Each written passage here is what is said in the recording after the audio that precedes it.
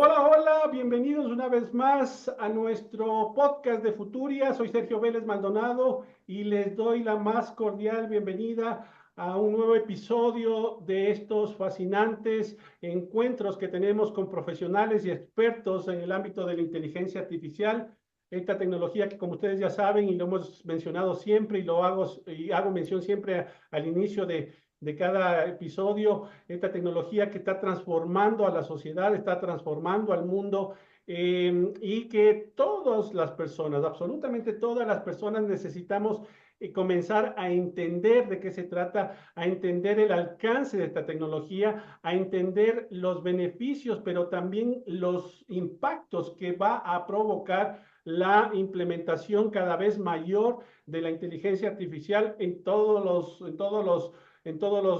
sectores, en todas las industrias, en el ámbito gubernamental y en el mismo ámbito profesional. Todos nosotros como profesionales necesitamos adaptarnos y adoptar esta tecnología en nuestro día a día. Ya esto se convertirá en un estándar próximamente. Sí, profesionales que no conozcan y no usen la inteligencia artificial en su entorno profesional, pues ya irán quedando relegados. Así que nos encontramos en una etapa de alfabetización. Literalmente es una etapa de alfabetización donde todos necesitamos involucrarnos, donde todos necesitamos levantar nuestra voz en cuanto al conocimiento.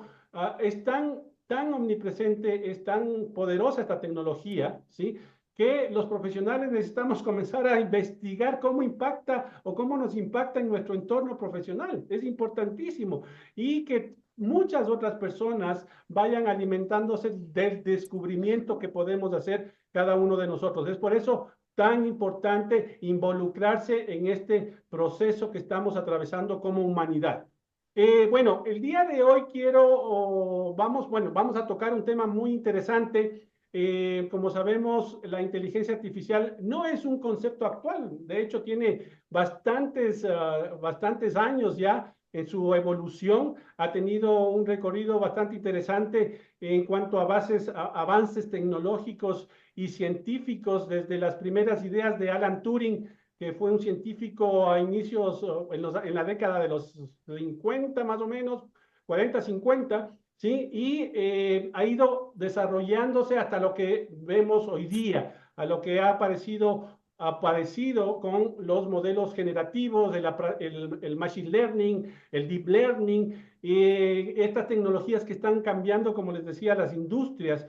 Y ver esa evolución es interesante, y justamente el día de hoy hablaremos con nuestro invitado especial. Es un invitado que tiene una experiencia bastante nutrida en el campo de la inteligencia artificial y es parte del Instituto de Tecnología de Massachusetts, del MIT, esta universidad tan prestigiosa norteamericana que lidera en el ámbito de la tecnología en muchos aspectos.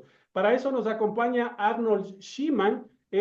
Arnold es máster en computación en el grado avanzado de ingeniería por el MIT, ¿sí? Por el Instituto de Tecnología de Massachusetts. Además, obtuvo el título de Bachelor of Science en Ingeniería Eléctrica. Ha trabajado en consultoría de alta dirección con Booz Allen y A.T. Kearney en las oficinas de México, Madrid y Nueva York.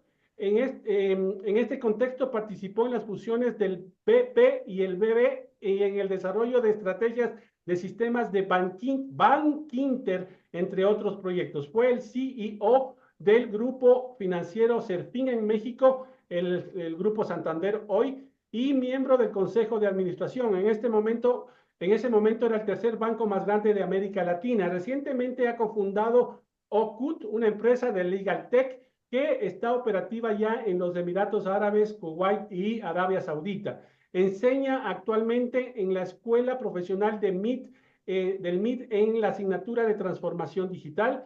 Ha sido profesor del IE en Madrid, de la Universidad de los Andes en Bogotá y del UR en Monterrey. ¿Cómo estás, Arnold? Mucho gusto. Gracias por haber aceptado nuestra invitación a este podcast.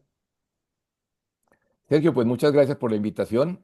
Aquí encantado de poder participar contigo y comentar algunos de estos temas tan fascinantes actualmente. Yo te agradezco por haber aceptado nuestra invitación. Siempre este espacio se va consolidando como un espacio referente dentro del ecosistema de inteligencia artificial en Iberoamérica, justamente por profesionales como tú que vienen a darnos más luces acerca de esta tecnología. Y es muy importante y muy interesante esta visión que tienen ustedes como profesionales expertos en este ámbito. Mi querido Arnold, antes de entrar en el tema de hoy, conversanos brevemente un poco acerca de tu experiencia y de tus inicios en el campo de la inteligencia artificial. Pues mira, mi experiencia realmente data de cuando estaba estudiando en MIT, obteniendo los títulos que estuve allá. Empecé a tomar algunas asignaturas de inteligencia artificial, pero que no era nada del otro mundo en sentido de que era muy sofisticado, sino era tan sofisticado como las demás. Tuve la oportunidad de que uno de mis profesores fue, por ejemplo, Marvin Minsky, quien junto con McCarthy, no digo que se inventaron, pero utilizaron por primera vez el término de inteligencia artificial para referirse a todo aquello que es hecho por una máquina, pero que si lo hiciera el hombre nunca dudaría uno que lo hizo una persona. De ahí viene el tema de inteligencia artificial. Posteriormente, seguí avanzando. En su momento, al comienzo de yo creo que los ochentas, se denominaban sistemas aplicados de conocimiento. Estos eran lo que realmente intentaba era que dado que los sistemas de conocimiento eran tan amplios, era restringir un poco el tamaño del conocimiento y, por ejemplo, trabajé en un proyecto para ayudarle a los médicos que no son urólogos detectar enfermedades propias de un médico de urología. Me recuerdo que eran 52 enfermedades diferentes, que a través de ciertos cuestionamientos el sistema lo podía llevar a esta persona a identificar qué tipo de dolencia tenía el paciente. Uno de los objetivos principales en ese momento era poder ayudar a médicos rurales en diferentes lugares del mundo a poder acceder a ese tipo de consulta para personas que no podían desplazarse para hacer ese tipo de exámenes. Posteriormente, y diría yo que más bien recientemente, a raíz del curso este que estoy dictando para la Escuela de Profesionales de MIT, tuve uno de mis estudiantes de Kuwait, con el cual empezamos a hablar y discutir algunos temas, y surgió el tema de la empresa Okut, que significa contrato. En su momento era, oye, preguntas, ¿cómo podemos aplicar inteligencia artificial al sector legal? Y él tenía una cuestión en la cabeza. Él era abogado con más de 15 años de experiencia, o sea que no era un abogado recién egresado. Tenía su propio despacho con 10 abogados. Y la idea de él, ¿cómo ayudo a la gente para que la justicia pueda ayudarles a las personas que no tienen acceso a recursos? Y entonces se denominó OCUT, que era un proyecto para que las personas pudieran efectuar contrataciones o contratos muy diferente a lo que hoy día hacían, que era ir a una librería, comprar un formato que decía compraventa o, no sé, herencias, y llenarlo y creyeran ellos que eso estaba satisfecho, cuando realmente son temas muy complicados de ponerlo en blanco y negro y que sean igual para todos. En estos temas de Legal Tech ha habido una explosión reciente, bastante interesante, y creo que lo más importante es saber qué es y para qué sirve. Yo siempre he pensado que cuando la tecnología ya no haya que decir qué es cuando funciona. Yo creo que cuando se inventaron la televisión en color, pues todo el mundo quería ver una televisión en color. Yo me acuerdo en ese momento, creo que a Colombia llegó en el año 78 a raíz de un mundial. Entonces la gente, hombre, ¿cómo se ve el partido en colores? Pero nadie preguntaba qué tecnología se usa. Entonces, cuando no se pregunta qué tecnología se usa es cuando ya hemos llegado al punto en que podemos expandirlo. Cuando hoy día tengo que decir, hombre, este sistema de inteligencia artificial significa que no sé qué no es expandible, porque tengo que mencionar qué componentes tienen. Realmente, lo más importante es poder usar tecnología sin preguntar qué es. Hoy día, cuando nosotros llenamos un formulario que estamos viendo, oye, pues ese formulario puede tener muchísimos programas escritos en diferentes tecnologías, en Python, en Java, en lo que sea, y nadie pregunta, oye, esto es un programa en Java. No, esto es un programa, este sencillamente es un formulario para solicitar acceso a una universidad o para entrar yo a un avión, a hacer mi reserva. Entonces, es básicamente eso ha sido. Yo creo que lo más importante es conocer de qué se trata la inteligencia artificial, para qué puede usarse y evitar un fenómeno que está ocurriendo actualmente, que todo el mundo se volvió experto en inteligencia artificial. Todos, no hay una persona que no sea experto. Entonces, el mundo está lleno de millones de personas expertas. Y esos son lo que causan los problemas cuando alguien cree que entiende sin entender. O sea, yo puedo manejar mi teléfono móvil y efectuar llamadas. Ahora, que eso me haga a mí experto en telefonía y pueda diseñar los circuitos necesarios para transmisión móvil, no. Es lo mismo equivalente. Ahora, ¿qué fenómeno vamos a estar viendo? Un fenómeno mucho más acelerado, obviamente, por la tecnología que va tan rápido, pero muy similar a lo que ocurrió con el Internet. Cuando surgió el primer Internet, recordemos que hay tres fases de Internet. El primero era consultar. Entonces te decían, oye, pues pon esta dirección www. No sé, el nombre del periódico.com y te salen las noticias. Eso fue lo primero. Y la gente pues entraba y ¿cómo que usaba yo? Pues usen un explorador, usen el Netscape, uno de estos tecnologías. Después viene uno segundo, en el cual te decían, tus documentos también pueden hacer parte del acervo que se consulta. Y entonces entrabas tú, cargabas tus documentos, y entonces la gente podía acceder a documentos. Nótese que lo que se hablaba era de documentos que van en una dirección o van en dos direcciones, pero no se hablaba de nada más allá. Y luego ya viene una tercera derivada del concepto en el cual ya no solamente entro a ver documentos o entro a consultar mi propia información, sino hay muchas otras actividades que realizo. Y realmente lo que hoy día estamos viendo no es que no existiera antes. Las grandes empresas tenían sus grandes centros de cómputo y esos centros de cómputo daban el servicio a las grandes empresas.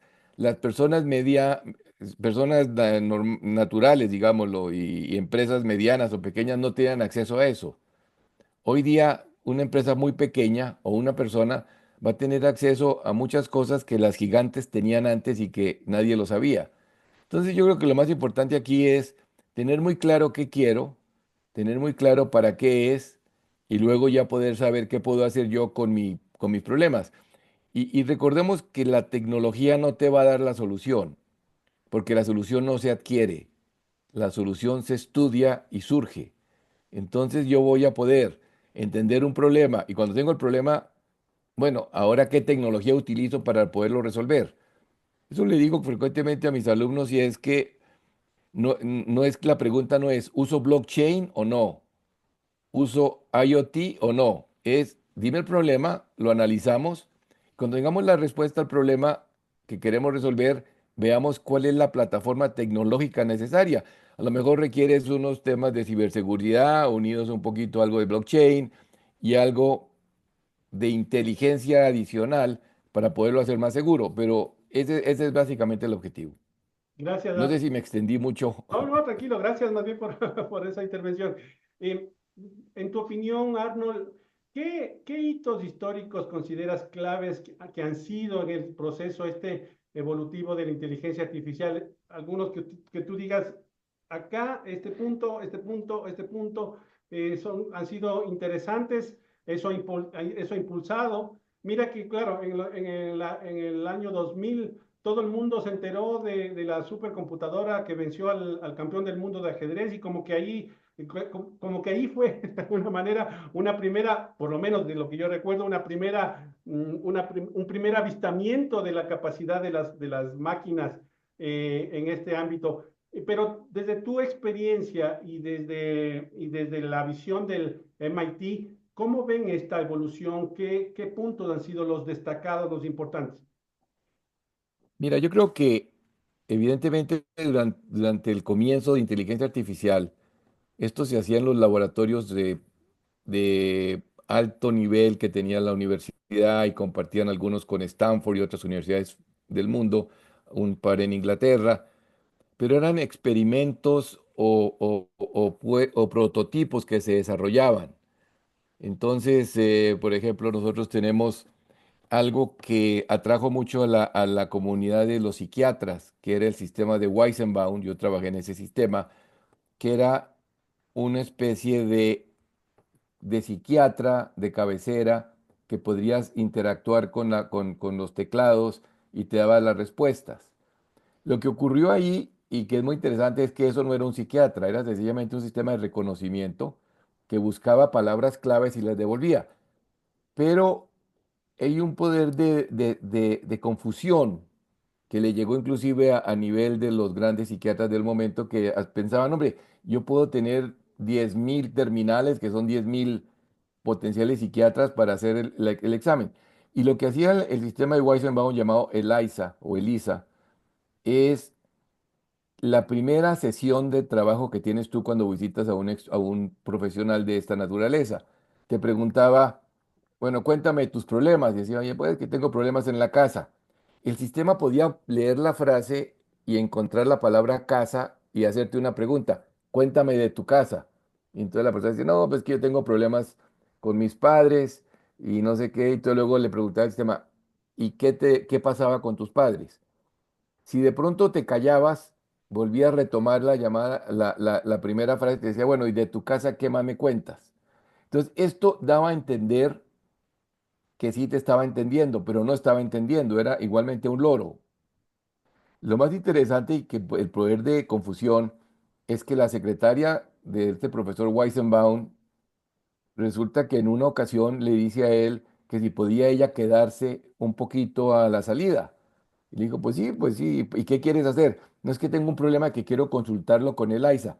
Y ella sabía cómo se estaba construyendo. Entonces eso muestra cómo hay una forma de realmente de confusión que uno cree que es lo que no es.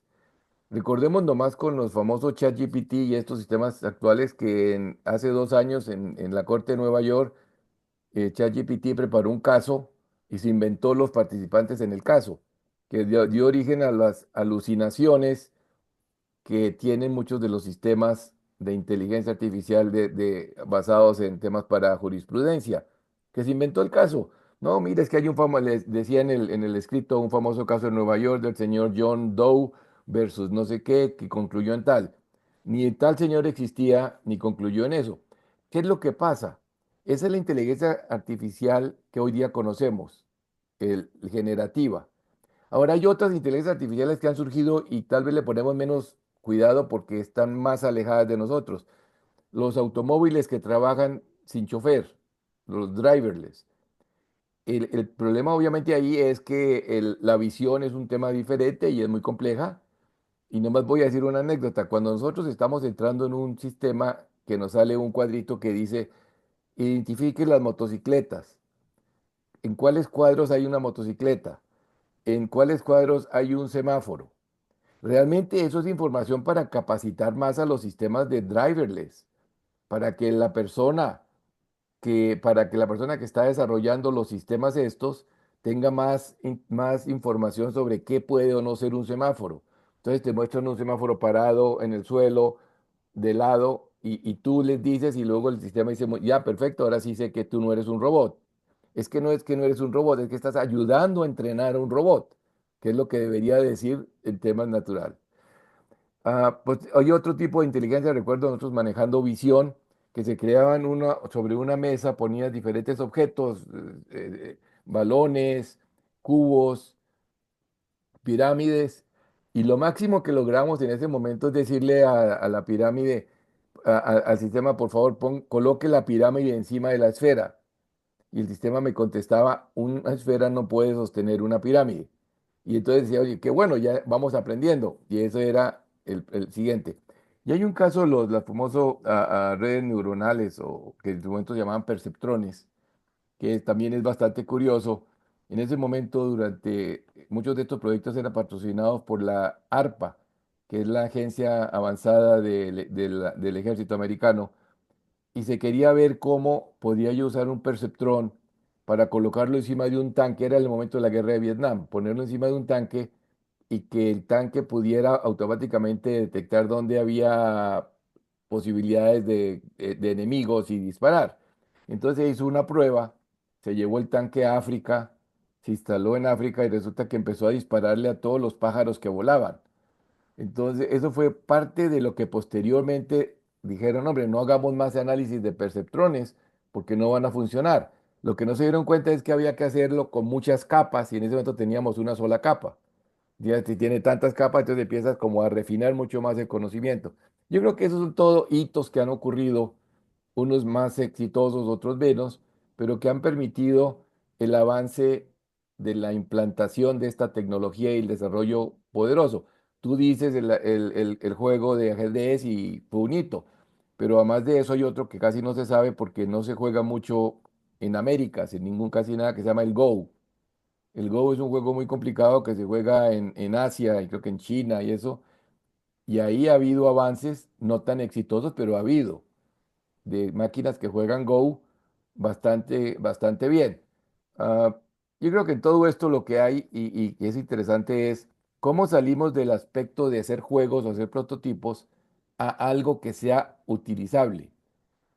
Hemos oído, por ejemplo, en medicina que el Da Vinci, que es una máquina para operaciones, le permite al cirujano realmente hacer mucho más preciso todo lo que tiene que ver con en una operación. Y eso también es inteligencia artificial. Cuando decimos que el automóvil, tengo comprado un coche de auto, se puede auto revisar por las mañanas, lo mismo. Entonces hay mucho más allá que hoy día ya es imperceptible. Y entonces eso que es imperceptible realmente sí quiere decir estamos avanzando. Cuando nos tengamos, podamos decirlo mucho, podemos decir lo mismo. Y bueno, y en otros campos, como que vamos a hablar en un momento después sobre el Legal Tech, hay muchos avances también interesantes. Gracias, Arnold. Eh, desde la llegada ya un poco, porque ciertamente la OpenAI con el lanzamiento de ChatGPT, de alguna manera generó un hito importante también dentro de la evolución de la inteligencia artificial, democratizó esta tecnología que antes era muy relacionada en el ámbito científico, un concepto bastante poco cercano a las personas. Y la inteligencia artificial generativa lo que hizo es democratizar, ¿no?, el uso de esta tecnología, pero de alguna manera ayudó y viene transformando las formas de cómo interactuamos con la tecnología. En su campo, en el campo de la investigación, en el campo de desarrollo de proyectos de impacto real en la sociedad, ¿cómo transformó la dinámica de los proyectos de investigación en el MIT, por ejemplo? Yo creo que fue la identificación realmente de áreas potenciales de utilización para resolver problemas reales. El principal problema es cuando el problema no lo inventamos y queremos darle una solución al problema inventado, el cual siempre va a ser resultado exitoso porque el problema no existía, sino me lo inventé. Entonces, cuando nosotros realmente atacamos un problema que existe, oye, que los profesionales del derecho tienen un problema de acceder a la información relevante para el estudio de un caso y que permita al abogado dedicarle más tiempo a pensar y menos tiempo a buscar la información, eso es un problema real. Entonces, ahí hay un tema que está realmente, ¿por qué está funcionando tanto, moviéndose tanto el tema del legal tech? Otros problemas que puede surgir, el tema médico también. Hay una serie de desarrollos que se están haciendo para ver cómo, sobre todo, por ejemplo, el desarrollo de nuevas medicinas, ahí igualmente hay. Entonces, realmente, en la medida en que ataquemos un problema que existe, vamos a tener mucho más éxito en que la tecnología se difunda más que cuando atacamos un problema que nos inventamos y vemos a ver cómo hacemos con el problema inventado, porque cualquier solución es válida, porque el problema no existía. De acuerdo. Arnold, desde tu experiencia, ya con años de haber trabajado en tantos proyectos, ¿cuáles son los desafíos, los puntos sensibles, los puntos más críticos en desarrollo de proyectos de inteligencia artificial? Los datos son un tema muy, muy importante, pero me imagino que hay muchísimos otros aspectos a abordar. ¿Cuáles son desde tu visión, desde tu experiencia?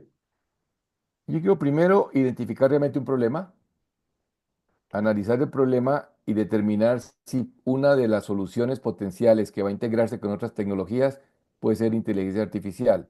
Eso es uno. Otro, entender muy bien los problemas que puede dar esta tecnología para atenderlo. En el caso del Legal Tech del que mencionaba que hemos trabajado nosotros, está el tema de las alucinaciones, que son reales. ¿Por qué son reales? Porque yo tengo un paralelo, es que esto de ChatGPT es un niños que saben mucho, pero no saben, tienen una cuerda para mucho. Entonces, igual que cuando estás escribiendo en tu móvil y te quieren anticipar la siguiente palabra y tú ves que no es porque estás diciendo y te dicen atención, no, no, no era atención, era abismo.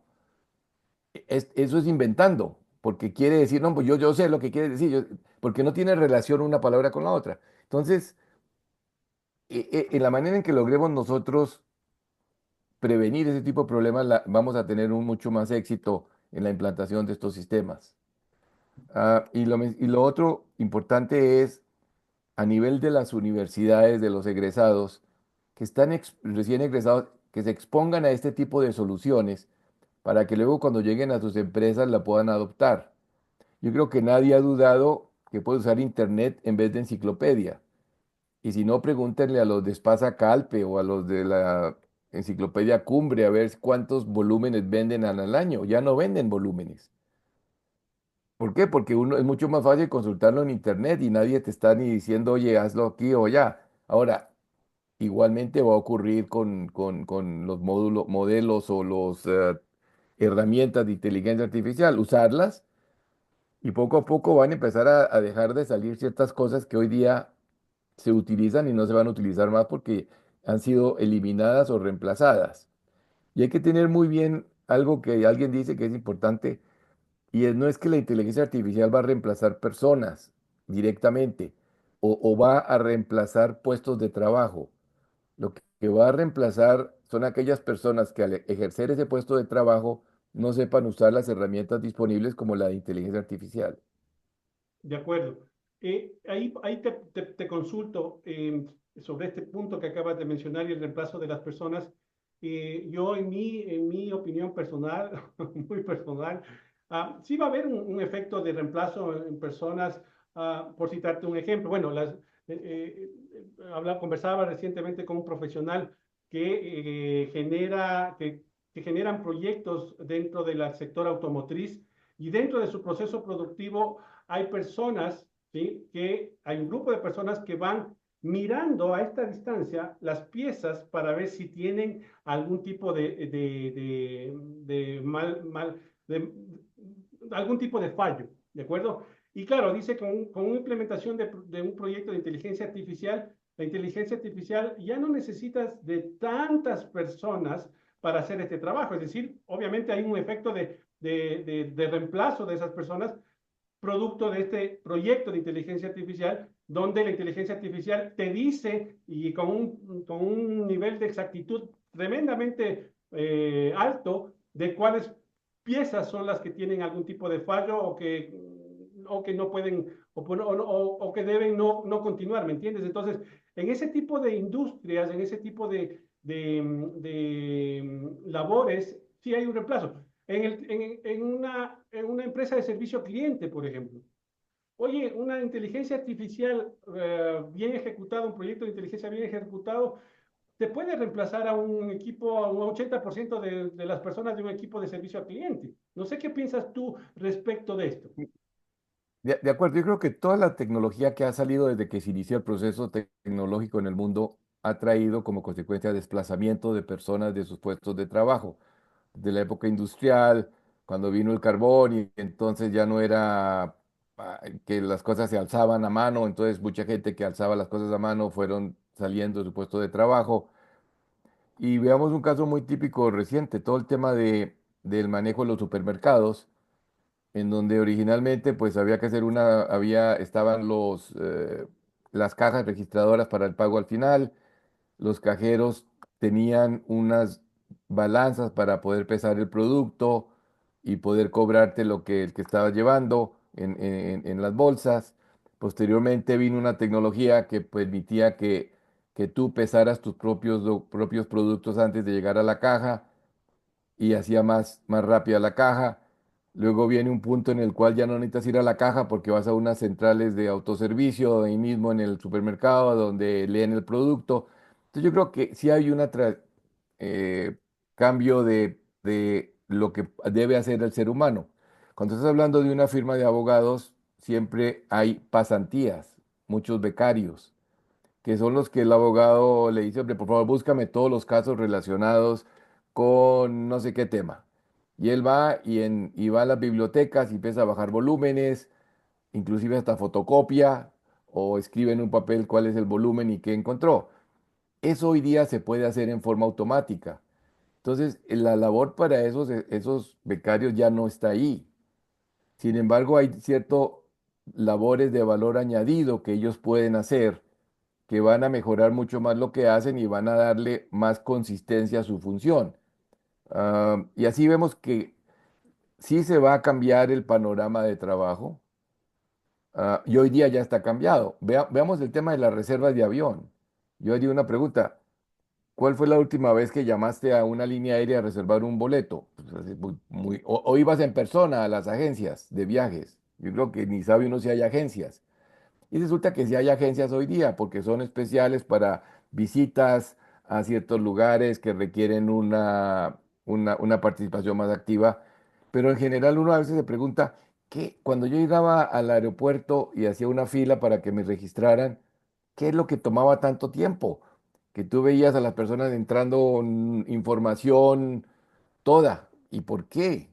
Y hoy día resulta que en tu móvil te registras, te sale el pase a bordo y el pase sale en forma electrónica, te lo bajan a tu móvil y cuando pasas ahí lo muestras y sigues. Entonces sí ha habido un cambio y sí va a haber cambios. Yo creo que lo importante es estar muy atentos a esos cambios para que nosotros cuando trabajamos en algo seamos parte del cambio y no seamos afectados por el cambio. De acuerdo. Yo pienso que en América Latina esa incidencia en el mercado laboral no va a ser tan fuerte como en los países desarrollados. Una empresa siempre quiere crecer, ¿no es cierto? Y la mayor cantidad de empresas en América Latina son pymes, y una pyme siempre necesita crecer, y para crecer necesitas contratar. Y obviamente llega la inteligencia artificial que te da un input de productividad, de eficiencia, ¿sí? Que puede haber un reemplazo de personas, pero en lugar de reemplazar, lo que puedes hacer es reubicar a esas personas, no despedir, y simplemente lo que sí creo que va a pasar es que no vas a contratar.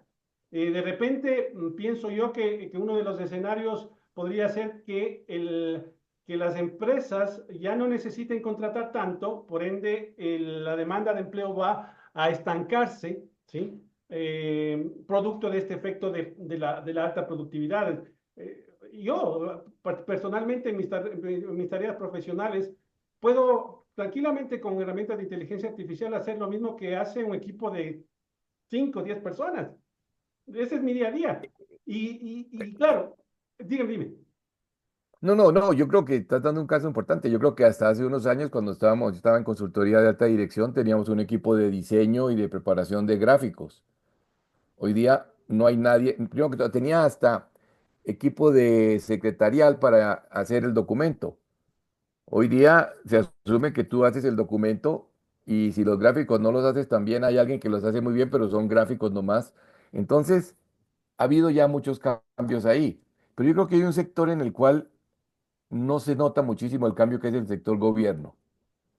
Yo creo que el sector gobierno, De acuerdo. nuestros en general, tienden a evitar el cambio porque realmente al estar como estamos, tienen un control diría yo, del desorden, un control de lo que no está pasando, de alguna manera lo controlan.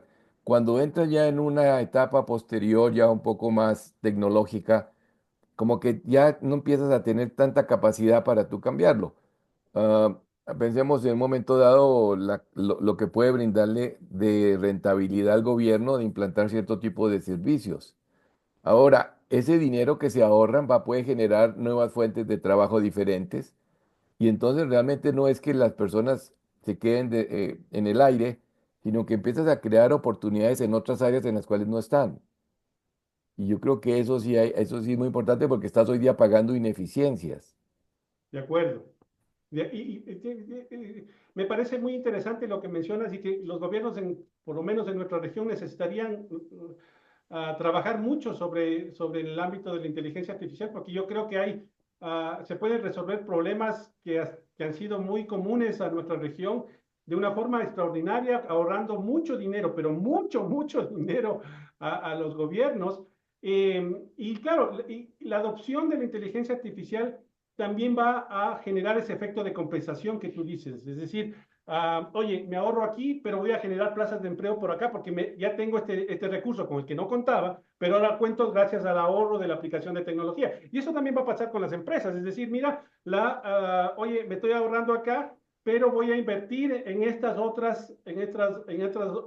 otros productos gracias a la innovación, gracias voy a ir a otros mercados, incluso se facilita hoy con la inteligencia artificial por el tema de la traducción. O sea, realmente hay muchas, muchas oportunidades y eso es lo que va a generar este efecto de compensación. ¿Qué piensas tú? Exacto. Y yo creo muy importante un tema ahí que estás mencionando es, la pregunta no debe de ser, ¿dónde puedo usar inteligencia artificial? Sino, vuelvo, insisto, es, ¿qué problema tengo? ¿Cómo puedo resolver el problema? Y luego, si ya encuentro cómo lo puedo resolver, ver si esa tecnología que se llama blockchain, se llama inteligencia artificial, se llama la combinación de ellas dos, que, porque el error que existe, que estoy viendo hoy, entonces, oye, inteligencia artificial, eso me soluciona el problema. Por favor, todos bajen ChatGPT y hagan cosas. Puede ser interesante, pero no deja de ser un experimento. Y ese experimento a lo mejor no va a reducir costes en absoluto, no va a permitir que las personas hagan algo diferente, sino sencillamente están haciendo ahí. Pero yo sí creo que hay áreas, sobre todo, y menciono el sector gobierno, porque es el que maneja grandes volúmenes de información manual en papel, que si alguno ha tenido que hacer algún trámite, va a darse cuenta que los archivos, inclusive, te comento, no hace mucho estuve yo en España en un tema que me pidieron que fuera a un juzgado. Estaba hablando con un señor en la entrada. Me dice, no, es que esto no me gusta porque nadie me preguntó si esto era así. Y entonces, si me falla, tengo que ir donde la jefa, que ella me permite que lo vuelva a intentar a entrar. Entonces, esto muestra cómo, si hay tecnología, no se está usando muy bien. Primero porque tenemos que involucrar a los usuarios. Ellos son los que van a poderme decir qué necesitan. Yo puedo llegar y me dicen, no, es que los de sistema lo hicieron solo y ellos no saben de esto.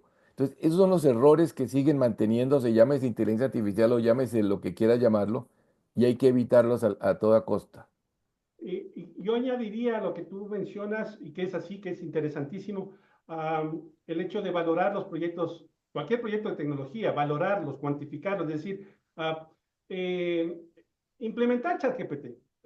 Para las empresas que no pueden llevar a cabo proyectos de envergadura con inteligencia artificial, vamos a centrarnos solo en inteligencia artificial, y que tienes a la mano ChatGPT, que sí es una solución para muchas cosas dentro del día a día de las empresas. Pero solo el mismo hecho de eso, ¿no es cierto? Ok, vamos a implementar un ChatGPT para el desarrollo de las cartas comerciales, para darte un ejemplo muy básico, ¿cierto? Ok, Perfecto.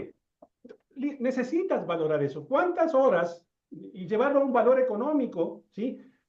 Porque puede hacer reducción de costos, pero también hay otros costos ocultos y otros beneficios ocultos que no necesariamente son económicos, pero hay que valorarlos, hay que tener en cuenta, porque tienes muchas alternativas, ¿sí? Y de utilizar inteligencia artificial al nivel de la inteligencia artificial generativa, solo para empezar por ahí. Pero ok, dentro de toda esta gama de oportunidades, valora cuáles son las que mayor impacto tienen, cuantifícalas, llévales a un indicador. ¿Cuánto te ahorra en horas hombre, en costos? ¿Cuánto te reduce en la atención al cliente, en número de reclamos? En fin, bueno, hay muchas alternativas que hay que evaluar antes de ejecutar un proyecto, porque sí, como tú dices, ok, voy a poner ChatGPT y todos utilicen ChatGPT, pero sin evaluar el impacto. Y yo creo que yo soy de acuerdo ahí en eso, y yo creo, me imagino que cuando surgió la máquina de escribir, también la gente, pues dijo, oye, mi solución es una máquina de escribir porque yo quiero escribir. Y resulta que pues no era la solución la máquina de escribir, era una herramienta más para poder escribir en forma legible, más rápido y no tener que hacerlo a mano con letras y números confundibles. Ahora, tengo ChatGPT, yo lo que no creo, que creo que vale la pena es entender primero el problema que quiero resolver y luego ver si ChatGPT es mi solución. De acuerdo. Y si lo pasamos esto al ámbito de educación, la pregunta es, oye, ¿se debe permitir ChatGPT en la universidad para resolver las tareas? Yo estoy de la posición de que sí puede permitirse. Yo recuerdo que cuando surgió cuando empezamos a hacer cálculos, usaba la regla de cálculo. Luego surge la calculadora. Y no se La permite. pregunta es, ¿llevo la calculadora a la universidad? Pues oye, pues a los exámenes no. Yo me recuerdo, mamá me decía, había un tema importante de las calculadoras. No es que te calcule rápido, sino tú tienes que saber la dimensión, la magnitud de lo que vas a esperar. Esto 10 por 80 es 80.000, no, porque tú sabes que la magnitud va a ser de tres cifras. Entonces lo importante es 15 por 78. Pues oye, la máquina me lo da muy rápido. ¿Qué pasa si pongo 15 por 7.8? Los números son los mismos, pero la magnitud no. Entonces, la habilidad del ser humano va a ser desarrollar nuevas habilidades que hoy día no tiene. Que en ese momento no tenía para el uso de la calculadora, hoy día la tiene todo el mundo. Y lo mismo con ChatGPT, va a decir, ¿qué habilidad? Esto me va a permitir, porque ¿cómo voy a poder combatir los problemas de errores en la respuesta? Entonces ya hay tecnologías que me lo permiten, pero antes de que haya tecnologías, ¿esto es posible o no? Entonces, típicamente, si a ti te dicen de un caso que ese caso se dio en tal lugar, búscalo, a ver si existe. ¿Qué tal que sea un inventado? Todo muy bonito, pero inventado, entonces no existió. Y bueno, aquí tengo dos preguntas. Uno, en el ámbito ya de las tan famosas alucinaciones. am, eh, Stanford y el MIT trabajan mucho sobre esto, ir evaluando el grado de efectividad de la inteligencia artificial generativa en diversos sectores, ¿no? Y algunos han alcanzado ya el 100% de efectividad, lo que implica que no tendremos fallas o alucinaciones. Pero, ¿cómo evalúan ustedes?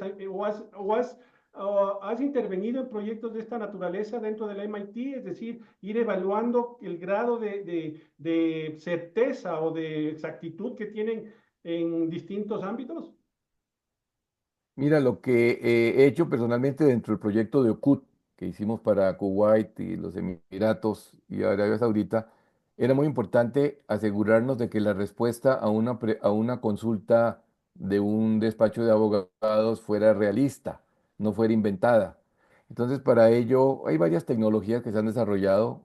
Una se llama RAG, en donde tú tienes manejas el segmento de información que consultas. El problema es que si la información que consultas es global, te va a ser muy fácil y muy factible que te dé datos cerrados. Si además de eso tienes la capacidad de poder prever algún tipo de solución esperada, también te vas a dar cuenta de que en la solución la respuesta no está correcta. Entonces hay muchas maneras. Yo esperaría que muy pronto pueda haber, como dices tú, de algunos centros de investigación, algunas herramientas que te permitan asegurar de que lo que te está dando es lo que es y no hay nada inventado. Sin embargo, de por sí, por naturaleza, la información que manejas es que tú estás construyendo textos a partir de textos existentes. Entonces, alucinaciones básicamente algunas veces son correctas porque son basadas en textos correctos. Otras inventas. Algunas veces pues son inventados. Pero yo creo que lo que eso permite es que la persona maneje un criterio y investigue antes de dar una respuesta. Y eso es importante Y justamente. vuelvo al caso. Sí, sí. eh, no, el caso, si este caso existió, entonces lo busco por otro lado. Recordemos un punto, las herramientas de inteligencia artificial no son buscadores, no son Yahoo, no es Google, son otro tipo de herramientas. Entonces, algunas veces lo que hace es que se combinan ambas. Por el lado de Google, yo pregunto que si hay algún caso en el estado de Nueva York entre estas personas y me va a decir caso no se encuentra.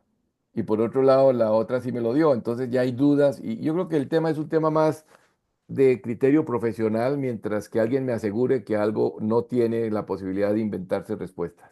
De acuerdo, y ahí va relacionado mucho con el tema de la educación, ¿no? Porque yo creo que en este contexto, en esta era de la inteligencia artificial, las canas sí pesan y pesan mucho por, por la experiencia que te da poder, aquí me estás metiendo a cuento, No, pero para los jóvenes no es eso, para los jóvenes recién están comenzando su formación profesional y lógicamente muchos van a cometer el error de tomar la información que te entrega la inteligencia artificial como válida, como certera, 100%, y vas a enfocarte en desarrollar tus trabajos, tus proyectos en función de eso. Pero ahí hay un error. exacto. Y por ejemplo, muchos estudiantes lo usan para hacer una investigación y como lo hicieron usando lo mismo, cuando te la presentan tienen las mismas palabras. Entonces, como que no tienen ni siquiera la iniciativa de cambiar algunas palabras para que no se vea tan igualita las respuestas. Pero yo creo que aquí es un poco un tema de aprendizaje, de entender qué es y qué no es en los diferentes aspectos en que te muevas, ya sea educativo, ya sea legal, ya sea de investigación, ya sea de trabajo interno de la oficina, etcétera, ¿no? Arnold, ahí como docente ya y con la experiencia que tienes, yo soy un creyente de que la inteligencia artificial va a ayudar a transformar radicalmente la educación o el método de educación que al menos yo y tú recibimos, que data de muchos años, de muchas décadas, y creo que hay la grandiosa oportunidad de transformar eso, es decir, mucha de la información que nos entrega la inteligencia artificial está dada. Es decir, si a mí me mandan a hacer un trabajo, haciendo los prompts adecuados y haciendo las cosas correctas, te Lo va a entregar sacas. un trabajo espectacular. Pero claro, yo creo que no hay que trabajar en eso. Yo creo que eso ya cambió, o debe cambiar al menos. Y ya eso de los exámenes, de las pruebas, también ya no tendría mucho sentido porque todo puede ser copiado. Y yo creo que hoy más que nunca lo que deberíamos es centrarnos en las habilidades, donde la inteligencia artificial no te puede reemplazar. Es decir, oye, todos van a tener este caso, utilicen las herramientas, ustedes como grupo van a utilizar ChatGPT, ustedes Perplexity, ustedes Claude, ustedes Mistral, y van a traer acá ese trabajo. ¿Ok?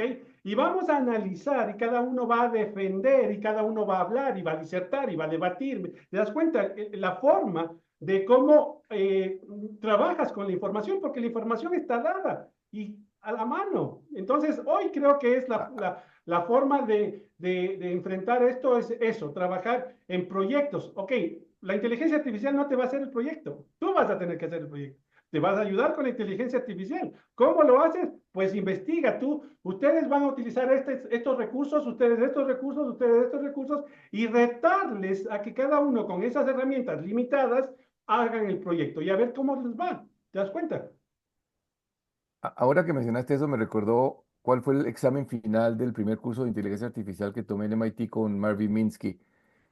El temario del examen nos lo entregó a las 9 de la mañana, había que entregarlo de regreso a medianoche. Podía uno trabajar con dos o tres personas más siempre y cuando pusiera los nombres de con quienes se trabajó.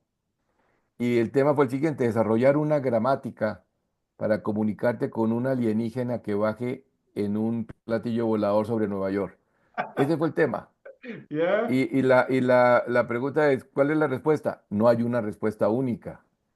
Hay una respuesta, hay muchas respuestas que si están sustentadas son igual de correctas a otras. De acuerdo. Eso no es uno más uno igual dos.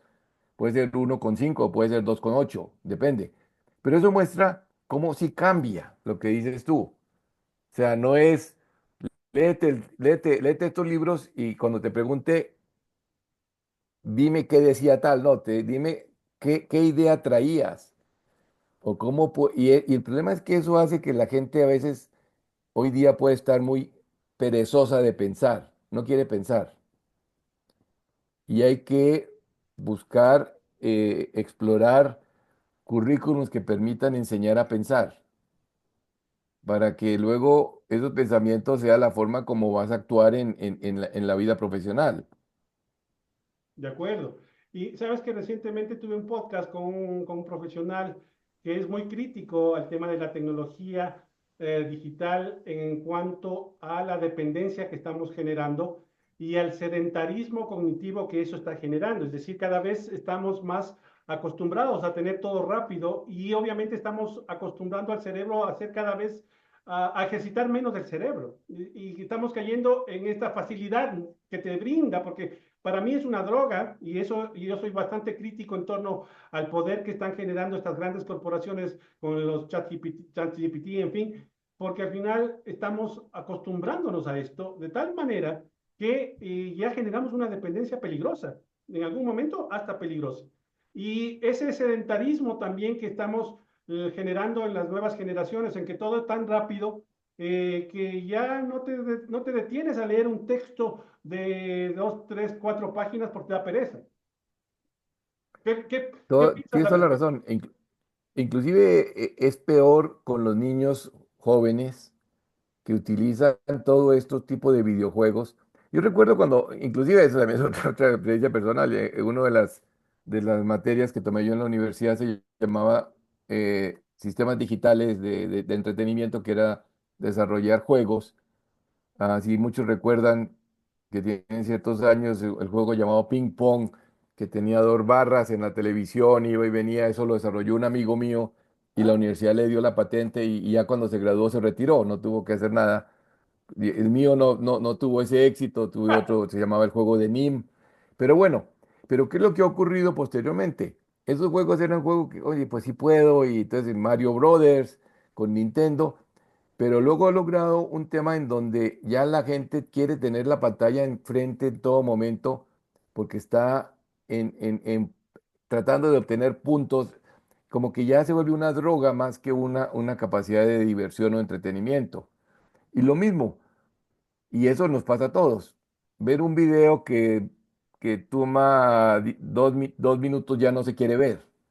Quiere ver videos de un minuto o menos de un minuto, y anteriormente era diferente. O sea, una noticia la veía uno en la televisión y la daban por 5 minutos y no está uno cambiando el programa. Entonces sí hay algo ahí que hay que tener cuidado. de Que acuerdo. tener cuidado porque eso se puede convertir en un tema de dependencia, un tema que tú no quieres pensar, un tema en el cual, oye, pues sí hay que ir a fútbol, pero entonces que si dura 90 minutos ya es mucho. Eso he leído yo, que el fútbol puede cambiar porque las generaciones que están llegando no quieren ver juegos tan largos. Entonces surgen otros tipos de juegos de menos duración. Pero resulta que eso no es el mundo.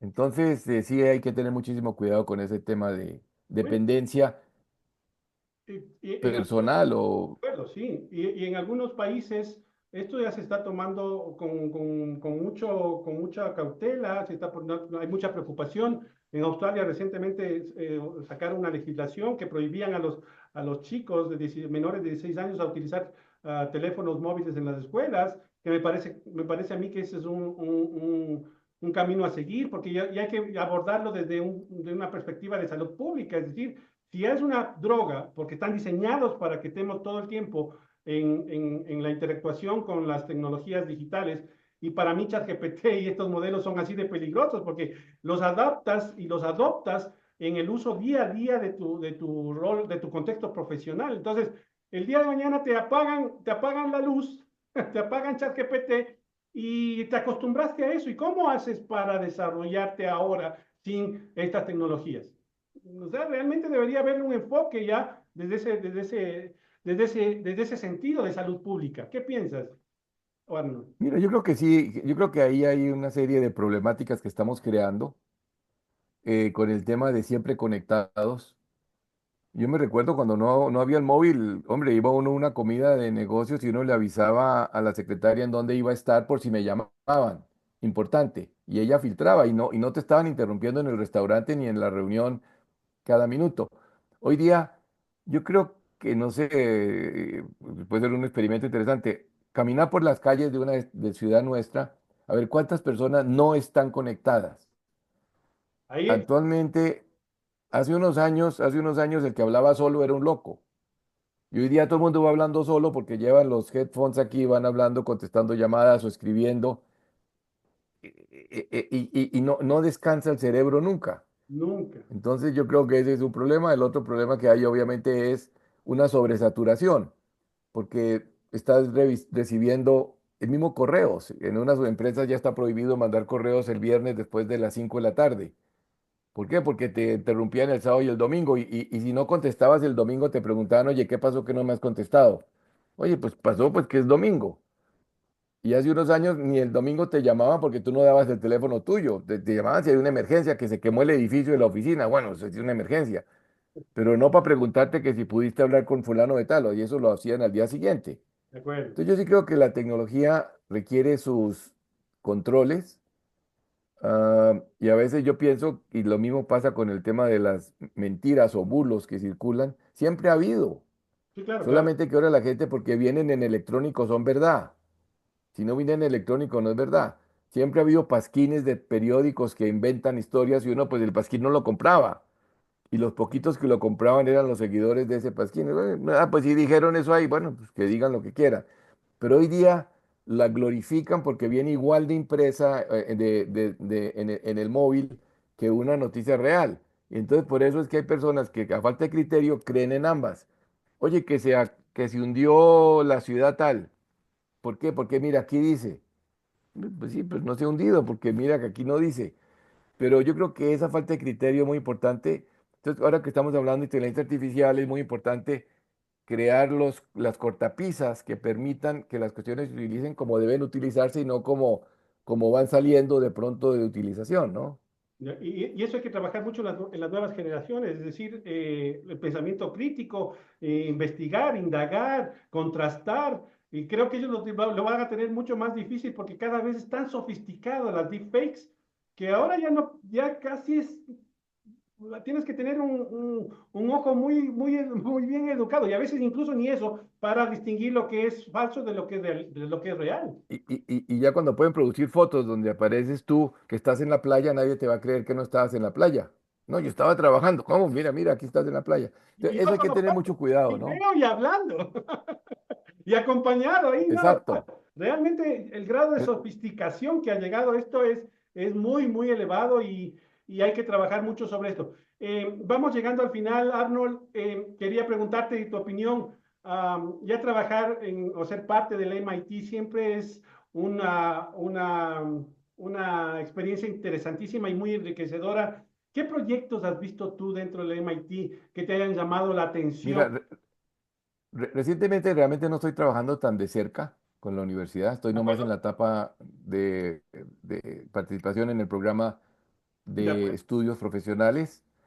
Yo creo que lo más importante en general de grandes universidades es trabajar, como digo, en proyectos que buscan resolver problemas reales, porque esos son los que te dan la energía para poder seguir adelante.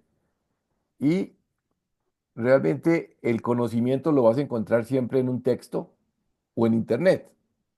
Entonces lo que realmente vas a aprender más es de la experiencia de los que lo han hecho antes. Yo siempre he dicho como consultor que he sido, es que a ti te pagan por decir qué cosas se hicieron mal y que debes evitar.